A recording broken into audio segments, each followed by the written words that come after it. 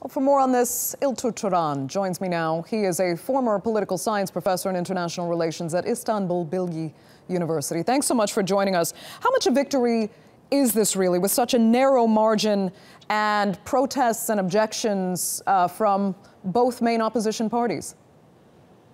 Well, obviously, in democratic politics, irrespective of the size of the differences, the result has to be accepted. And in that sense, one may call it a victory. But on the other, in another way, it's not a victory in the sense that the governing party and its allies aim for a much higher difference in the percentage. And since also the debate is colored by challenges of irregularity, the margin seems to be very thin. And I think this has to be taken into consideration by the government as it progresses to develop its own policies.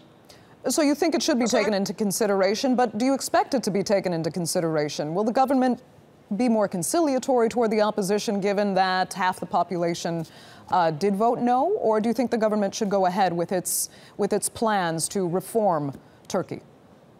Well, essentially, it's not my judgment as to whether this government should go ahead, but the question you posed about whether it should be conciliatory or not, and do I expect it to be conciliatory or not, are two separate questions. I think with such a small margin of difference, with challenges of irregularity, I think the government should take into consideration the fact that there is a substantial segment of the population that actually is of a different mindset, and therefore, their consent should be secured in bringing about change in many areas. Now, however, examining how the government, particularly the president, has conducted policy earlier, once he feels that he has the mandate, irrespective of the differences, he will proceed with his ideas to bring about change. And my expectation would be that the government, particularly the president, will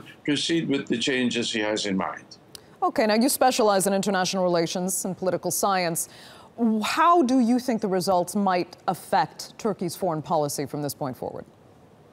Well, I mean, the European Union, for example, has indicated that this change is something that they don't view with favor, and this might affect the nature of the relationship between Turkey and the European Union. Now, I would imagine still that the European Union would expect to wait and see how this change is being implemented before taking a very clear-cut stand.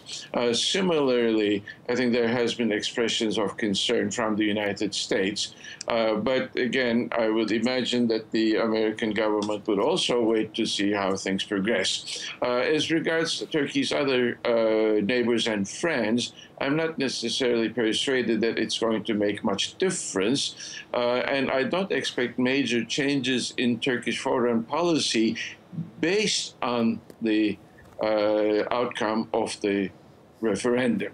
I think if the relations between Europe and the European Union and Turkey worsens, this would also come to reflect on Turkey's sort of comprehensive relationship, which includes both defense and rather intensive economic relationships. Okay.